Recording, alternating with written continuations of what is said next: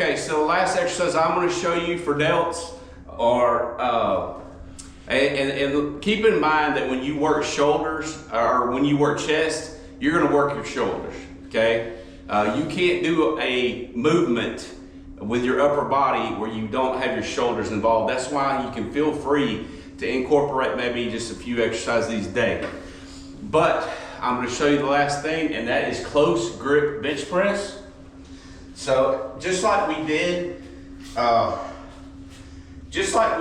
with incline push-ups, the closer your grip is, the more of your shoulders you're going to get involved, okay? So close grip bench press here, I'm going to move in kind of tight. I'm still going to be working a little bit of my inner chest, but I'm going to be working my shoulders too, okay?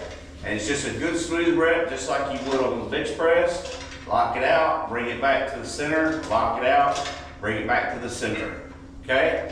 So that is close grip bench press, and then I'll do a little closure video on delts, and we're done.